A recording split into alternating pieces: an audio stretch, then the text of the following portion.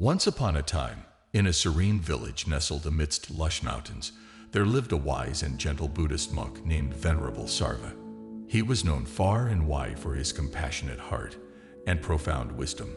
Villagers and travelers alike sought his counsel on various matters. One day, a curious young monk named Ananda approached Venerable Sarva with a burning question. Venerable Sarva, is it possible to read people's minds? I often find it challenging to understand what others are thinking or feeling. If only I could perceive their thoughts, I could help them more effectively. Venerable Sarva smiled warmly at Ananda's innocent curiosity. He replied, "Ah, my dear Ananda, the desire to read others' minds is indeed common among many.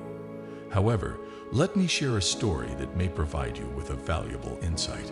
Long ago, when Venerable Sarva was a young monk, he heard tales of a mysterious stone hidden deep within the heart of the forest. Legend had it that this stone possessed the power to read minds. People believed that whoever possessed the stone could peer into the deepest thoughts and emotions of others. Intrigued by this legend, Venerable Sarva embarked on a journey to find the mind-reading stone. After days of trekking through dense forests and crossing turbulent rivers, he finally reached the ancient temple where the stone was said to reside. Inside the temple, he found an elderly monk, Venerable Sarva, who had been the guardian of the stone for decades. Venerable Sarva approached him with respect and shared his purpose for seeking the stone. Venerable Sarva listened carefully and then smiled. "Ah, young one, the mind-reading stone is not what you think. It does not reveal the inner thoughts of others, but rather the truth of your own heart." Perplexed, Venerable Sarva asked, "How can a mere stone show the truth of my heart?" Venerable Sarva gestured toward a simple, unadorned stone placed on an altar. "Sit beside the stone and meditate," he said.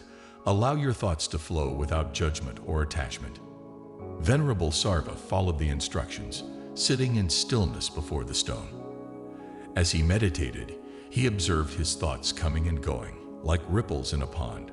Gradually, he began to understand that the stone was merely a tool to reflect the state of his own mind.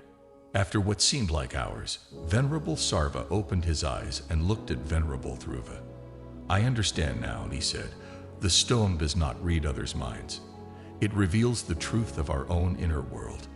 If we wish to understand others better, we must first understand ourselves."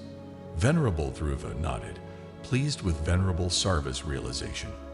"Indeed, my young friend, knowing oneself deeply fosters empathy and compassion towards others.